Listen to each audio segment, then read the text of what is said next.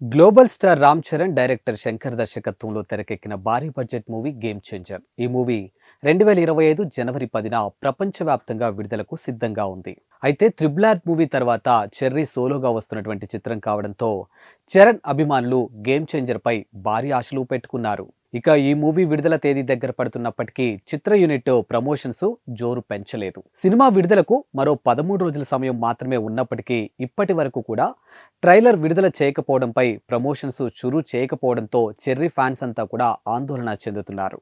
ఈ క్రమంలో ఓ అభిమాని ఏకంగా గేమ్ చేంజర్ మూవీ యూనిట్ ను బెదిరిస్తూ సూసైడ్ నోట్ రాశాడు.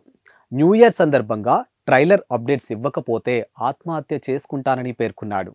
ప్రస్తుతం ఆ అభిమాని రాసినటువంటి సూసైడ్ లెటర్ సోషల్ మీడియాలో వైరల్ గా మారింది. ఇక అభిమానుల విజ్ఞప్తి మేరకు న్యూ ఇయర్ సందర్భంగా అయినా గేమ్ చేంజర్ ట్రైలర్ ని యూనిట్ రిలీజ్ చేస్తుందా లేదా అనేది ఆసక్తికరంగానూ మారింది.